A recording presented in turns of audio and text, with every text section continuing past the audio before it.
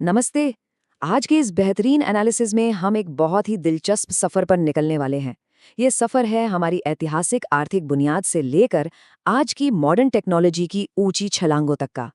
मतलब दशकों पहले लिए गए उन कड़े फैसलों को समझेंगे जिन्होंने आज की इस सुपरफास्ट उड़ान के लिए एकदम सॉलिड रनवे तैयार किया है।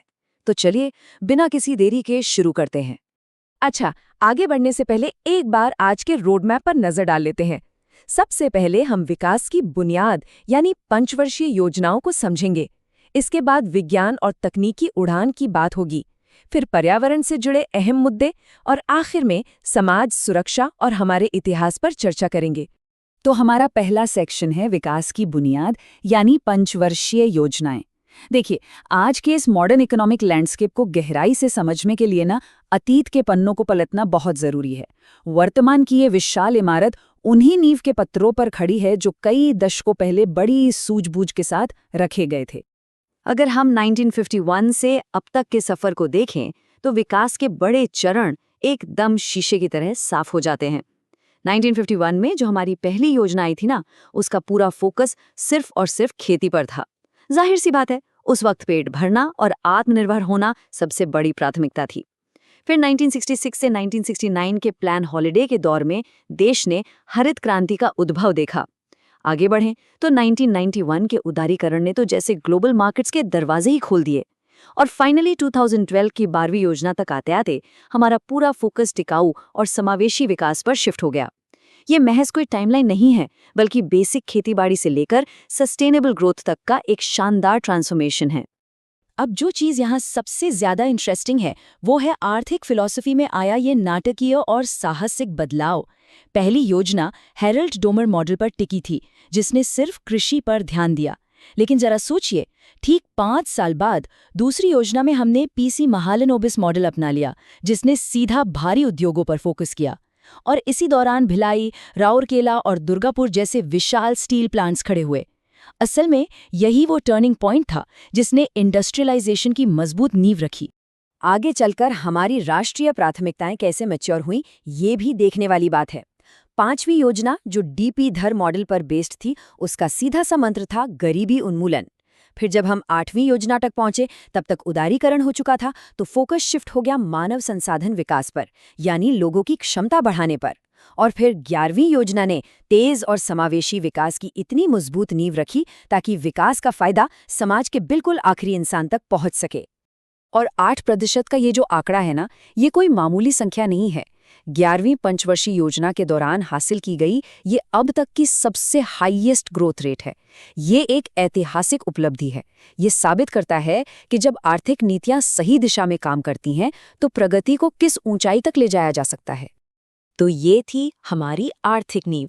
अब आते हैं दूसरे सेक्शन पर, विज्ञान और तकनीक की उड़ान। चलिए देखते हैं कि कैसे अतीत में तैयार की गई उसी मजबूत बुनियाद ने वर्तमान के इन बेमिसाल तकनीकी छलांगों के लिए एक सॉलिड लॉन्च पैड का काम किया है। विज्ञान की दुनिया में मिली इस अंतर्राष्ट्रीय पहचान को ही देख लीजिए। वॉशिंगटन डीसी में हमारे चंद्रयान 3 मिशन को बेहद प्रतिष्ठित गॉडर्ड एस्ट्रोनॉटिक्स अवार्ड से नवाजा गया है। इसे हमारे एम्बेसडर विनय क्वात्रा जी ने रिसीव किया। स्पेस रिसर्च में मिला ये सम्मान कोई यांत्रिक सफलता भर नहीं है, बल्कि ये उन लगातार प्रयासों का नतीजा है जो कई दशकों पहले शुरू किए गए थे।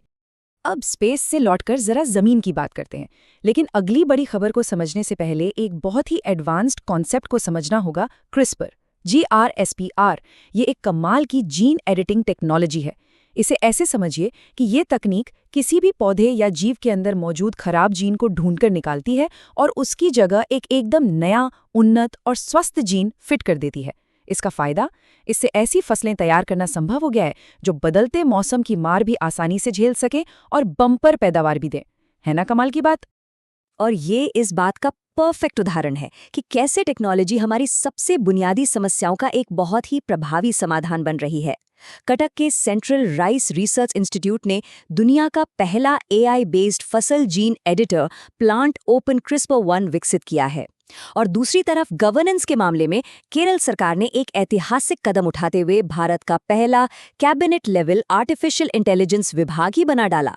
मतलब खेती किसानी के मैदान से लेकर सत्ता के गलियारों तक हर जगह एआई का यह एकीकरण भविष्य की एक बिल्कुल नई तस्वीर दिखा रहा है। एक और बेहद गर्व करने वाला पल सामने है। आईआईटी कानपुर के डायरेक्टर मनिंद्र अग्रवाल जी को प्रतिष्ठित लंदन रॉयल सोसाइटी का फेलो चुना गया है। ये सम्मान उन्हें थियोरेटिकल कंप्यूटर साइंस और अभाज्य संख्याओं यानी प्राइम नंबर्स पर उनके बेहतरीन रिसर्च के लिए मिला है।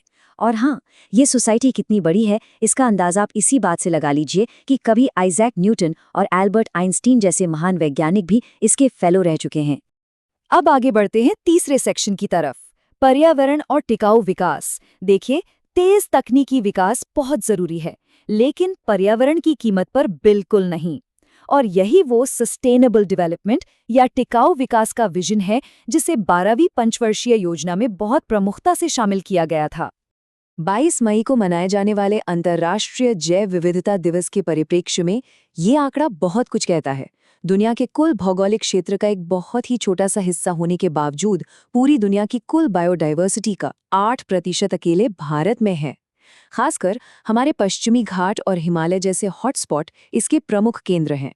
इतनी विशाल प्राकृतिक विरासत को सहेजना हमारे लिए एक बहुत बड़ी जिम्मेदारी है। और इस जिम्मेदारी को हम कैसे निभा रहे हैं, इसके कुछ बेहतरीन एग्जाम्पल्स भी हैं जो वैश्विक प्रभाव डाल रहे हैं। हाल ही में मैड्रिड ग्लोबल वाटर समिट में बेंगलुरु जल आपूर्ति बोर्ड ने दुनिया के टॉप 5 में अपनी जगह बनाई है। उन्हें अपशिष्ट जल को रिसाइकिल करने की तकनीक के लिए यूटिलिटी ऑफ द ईयर और SDG 6 चैंपियन का अवार्ड मिला है। वहीं दूसरी तरफ मिट्टी की गुणवत्ता सुधारने के लिए ICAR पूरे देश में खेत बचाओ अभियान चला रहा है। ये सारे एफर्ट्स बताते हैं कि सस्टेनेबिलिटी सिर्फ कागजों पर नहीं बल्कि ग्राउंड लेवल पर भी बेहद ठोस तरीके से काम कर रही है। चलिए अब पहुंचते हैं अपने आखिरी सेक्शन पर, समाज, सुरक्षा और इतिहास। पर्यावरण से आगे बढ़कर अब थोड़ा फोकस समाज पर करते हैं, क्योंकि कोई भी विकास तब तक संपूर्ण नहीं माना जा सकता जब तक वो समाज के हर हिस्से को सुरक्षित न करे और अपने ऐतिहासिक नायकों को साथ लेकर न चले। शासन द्वारा उठाए जा रहे इन नए कदमों पर नजर डालें तो सामाजिक न्याय और अधिकारिता मंत्रालय ने बुजुर्गों की देखभाल और आर्थिक आज़ादी सुनिश्चित करने के लिए जीवन ऐप और शतायु डैशबोर्ड जैसी पहलें लॉन्च की हैं। वहीं सुरक्षा के मोर्चे पर कोलकाता में गार्डन रीच शिप बिल्डर्स द्वारा भारतीय नौसेना के लिए अगली पीढ़ी का offshore patrol vessel INS Sanghamitra launch किया गया है, जो तटों की गश्त करेगा। इसका मतलब एकदम साफ है, समाज की अंदरूनी देखभाल और बाहरी सीमाओं की सुरक्षा दोनों पर एक साथ बेहतरीन काम हो रहा है। इन सबके अलावा वर्तमान की सफलताओं के साथ साथ अपने इतिहास को सहेजना भी एक सजग समाज की निशानी है।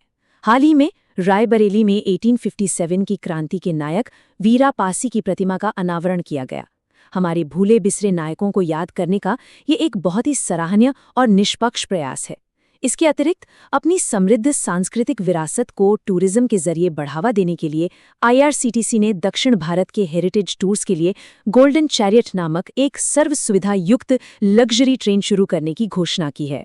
अब 8,840.86 मीटर का ये जो आंकड़ा है ना, ये महज कोई गणितीय संख्या नहीं है। ये माउंट एवरेस्ट की बिल्कुल सटीक ऊंचाई है। और ये नंबर आज यहाँ इसलिए है क्योंकि सीमा सुरक्षा बल यानी BSF की पहली सभी महिला पर्वतारोहण टीम ने इस चोटी को सफलतापूर्वक फतह कर लिया है। अदम्य साहस और पक्के इरादे की इससे शानदार मिसाल भरा और क्या हो सकती है। तो जब हमने इस चर्चा की शुरुआत की थी तब बात सिर्फ बेसिक खेती पर आधारित पहली पंचवर्षीय योजना की ही हो रही थी, और आज देखिए वो सफर AI बेस्ड जीन एडिटर तकनीक और अंतरिक्ष के सुदूर अन्वेषण तक पहुंच चुका है। अब सोचने वाली बात यह है कि आज विज्ञान, पर्यावरण और समाज के क्षेत्रों में जो ये नए माइलस्टोन्स बन रहे हैं, ये आने वाले कल की आर्थिक नींव को किस तरह का आकार देंगे। इसी गंभीर और दिलचस्प सवाल के साथ आज का ये विश्लेषणात्मक सफर यहीं खत्म होता है। उम्मीद है आपको इस एक्सप्लेनर से बहुत कुछ नया जानने को मिला होगा।